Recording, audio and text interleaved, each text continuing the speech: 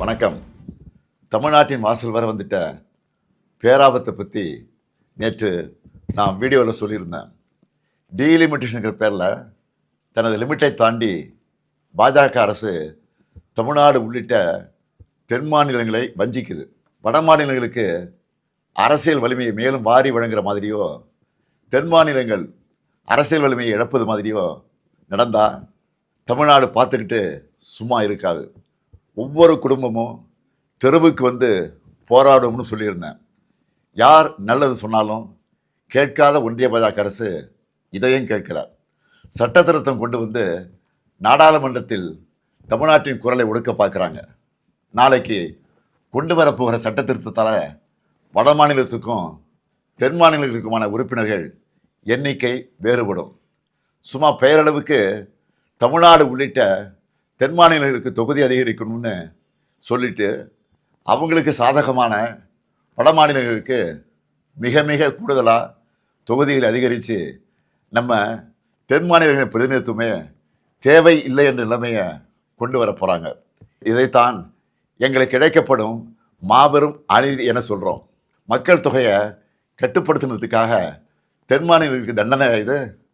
தேச நலனுக்காக, தேச வளர்ச்சிக்காக நாங்கள் துணை நின்னா எங்களுடைய அரசியல் உரிமையை பறிப்பீங்களா? இதை விட கொடுமை என்ன இருக்க முடியும்?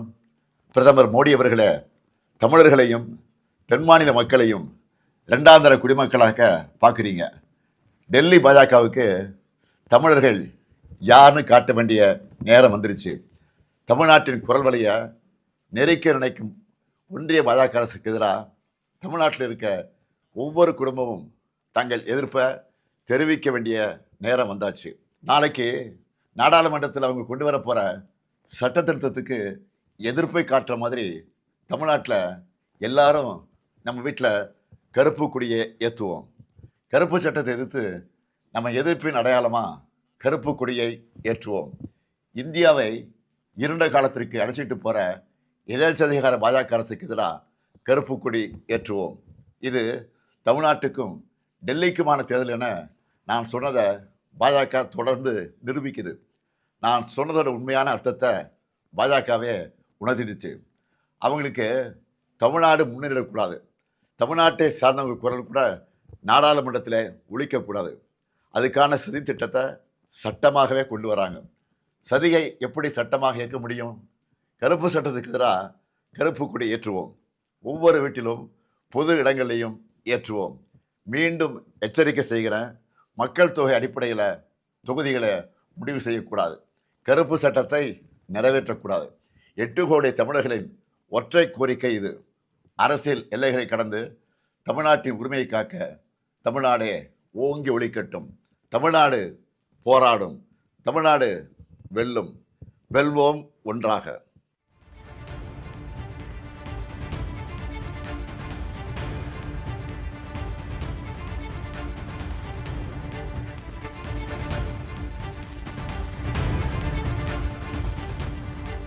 வணக்கம்.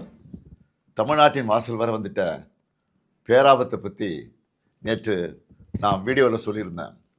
டீலிமிட்டேஷனுங்கிற பேரில் தனது லிமிட்டை தாண்டி பாஜக அரசு தமிழ்நாடு உள்ளிட்ட தென் மாநிலங்களை வஞ்சிக்குது. வட மாநிலங்களுக்கு அரசியல் வலிமையை மேலும் வாரி வழங்குற மாதிரியோ, தென் மாநிலங்கள் அரசியல் வலிமையை இழப்பது மாதிரியோ நடந்தால் தமிழ்நாடு பார்த்துக்கிட்டு சும்மா இருக்காது. ஒவ்வொரு குடும்பமும் தெருவுக்கு வந்து போராடும்னு சொல்லியிருந்தேன். யார் நல்லது சொன்னாலும் கேட்காத ஒன்றிய பாஜக அரசு இதையும் கேட்கல. சட்ட திருத்தம் கொண்டு வந்து நாடாளுமன்றத்தில் தமிழ்நாட்டின் குரலை ஒடுக்க பார்க்குறாங்க. நாளைக்கு கொண்டு வரப்போகிற சட்ட திருத்தத்தால் வட மாநிலத்துக்கும் தென் மாநிலங்களுக்குமான உறுப்பினர்கள் எண்ணிக்கை வேறுபடும். சும்மா பெயரளவுக்கு தமிழ்நாடு உள்ளிட்ட தென் மாநிலங்களுக்கு தொகுதி அதிகரிக்கணும்னு சொல்லிட்டு அவங்களுக்கு சாதகமான வட மாநிலங்களுக்கு மிக மிக கூடுதலாக தொகுதிகளை அதிகரித்து நம்ம தென் மாநிலங்களின் பிரதிநிதித்துவமே தேவை இல்லை என்ற நிலைமையை கொண்டு வர போகிறாங்க. இதைத்தான் எங்களுக்கு கிடைக்கப்படும் மாபெரும் அநீதி என சொல்கிறோம். மக்கள் தொகையை கட்டுப்படுத்தினதுக்காக தென் மாநிலங்களுக்கு தண்டனை இது. தேச நலனுக்காக, தேச வளர்ச்சிக்காக நாங்கள் துணை நின்னா எங்களுடைய அரசியல் உரிமையை பறிப்பீங்களா? இதை விட கொடுமை என்ன இருக்க முடியும்? பிரதமர் மோடி அவர்களே, தமிழர்களையும் தென் மாநில மக்களையும் இரண்டாந்தர குடிமக்களாக பார்க்குறீங்க. டெல்லி பாஜகவுக்கு தமிழர்கள் யாருன்னு காட்ட வேண்டிய நேரம் வந்துருச்சு. தமிழ்நாட்டின் குரல் வழியை நெருக்க நினைக்கும் ஒன்றிய பாஜக அரசுக்கு எதிராக தமிழ்நாட்டில் இருக்க ஒவ்வொரு குடும்பமும் தங்கள் எதிர்ப்பை தெரிவிக்க வேண்டிய நேரம் வந்தாச்சு. நாளைக்கு நாடாளுமன்றத்தில் அவங்க கொண்டு வர போகிற சட்ட திருத்தத்துக்கு எதிர்ப்பை காட்டுற மாதிரி தமிழ்நாட்டில் எல்லாரும் நம்ம வீட்டில் கருப்பு கொடியை ஏற்றுவோம்.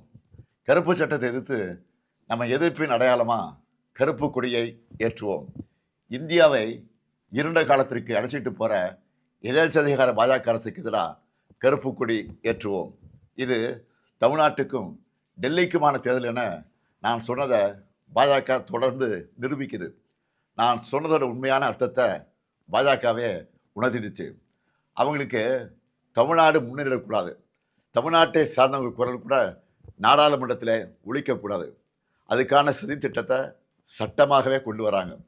சதியை எப்படி சட்டமாக ஏற்க முடியும்? கருப்பு சட்டத்துக்கு எதிராக கருப்பு கொடி ஏற்றுவோம். ஒவ்வொரு வீட்டிலும் பொது இடங்களையும் ஏற்றுவோம். மீண்டும் எச்சரிக்கை செய்கிறேன், மக்கள் தொகை அடிப்படையில் தொகுதிகளை முடிவு செய்யக்கூடாது. கருப்பு சட்டத்தை நிறைவேற்றக்கூடாது. 8 கோடி தமிழர்களின் ஒற்றை கோரிக்கை இது. அரசியல் எல்லைகளை கடந்து தமிழ்நாட்டின் உரிமையை காக்க தமிழ்நாடே ஓங்கி ஒலிக்கட்டும். தமிழ்நாடு போராடும், தமிழ்நாடு வெல்லும். வெல்வோம் ஒன்றாக.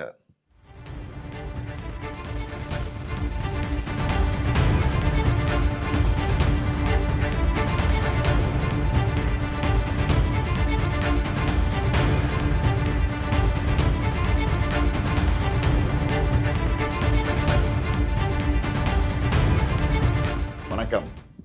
தமிழ்நாட்டின் வாசல் வர வந்துட்ட பேராபத்தை பற்றி நேற்று நான் வீடியோவில் சொல்லியிருந்தேன். டீலிமிட்டேஷனுங்கிற பேரில் தனது லிமிட்டை தாண்டி பாஜக அரசு தமிழ்நாடு உள்ளிட்ட தென் மாநிலங்களை வஞ்சிக்குது. வட மாநிலங்களுக்கு அரசியல் வலிமையை மேலும் வாரி வழங்குகிற மாதிரியோ, தென் மாநிலங்கள் அரசியல் வலிமையை இழப்பது மாதிரியோ நடந்தால் தமிழ்நாடு பார்த்துக்கிட்டு சும்மா இருக்காது. ஒவ்வொரு குடும்பமும் தெருவுக்கு வந்து போராடும்னு சொல்லியிருந்தேன். யார் நல்லது சொன்னாலும் கேட்காத ஒன்றிய பாஜக அரசு இதையும் கேட்கல.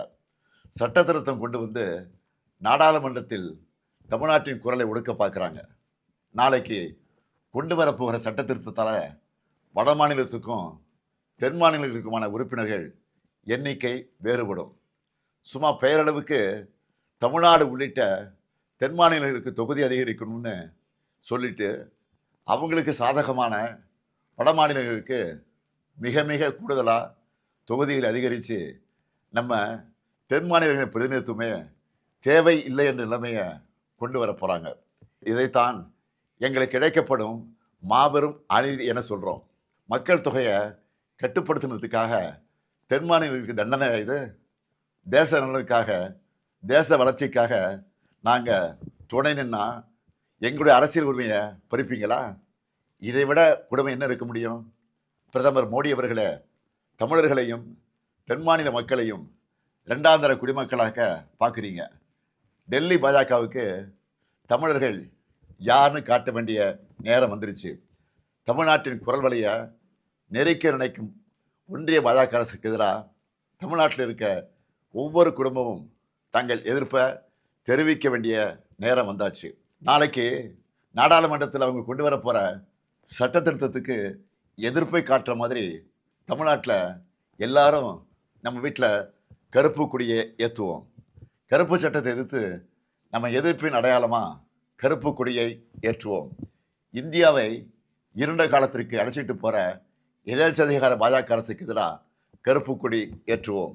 இது தமிழ்நாட்டுக்கும் டெல்லிக்குமான தேர்தல் என நான் சொன்னதை பாஜக தொடர்ந்து நிரூபிக்குது. நான் சொன்னதோட உண்மையான அர்த்தத்தை பாஜகவே உணர்த்திடுச்சு. அவங்களுக்கு தமிழ்நாடு முன்னேறக்கூடாது, தமிழ்நாட்டை சார்ந்தவங்க குரல் கூட நாடாளுமன்றத்தில் ஒழிக்கக்கூடாது. அதுக்கான சதி திட்டத்தை சட்டமாகவே கொண்டு வராங்க. சதியை எப்படி சட்டமாக ஏற்க முடியும்? கருப்பு சட்டத்துக்கு எதிராக கருப்பு கொடி ஏற்றுவோம். ஒவ்வொரு வீட்டிலும் பொது இடங்களையும் ஏற்றுவோம். மீண்டும் எச்சரிக்கை செய்கிறேன், மக்கள் தொகை அடிப்படையில் தொகுதிகளை முடிவு செய்யக்கூடாது. கருப்பு சட்டத்தை நிறைவேற்றக்கூடாது. 8 கோடி தமிழர்களின் ஒற்றை கோரிக்கை இது. அரசியல் எல்லைகளை கடந்து தமிழ்நாட்டின் உரிமையை காக்க தமிழ்நாடே ஓங்கி ஒலிக்கட்டும். தமிழ்நாடு போராடும். தமிழ்நாடு வெல்லும். வெல்வோம் ஒன்றாக.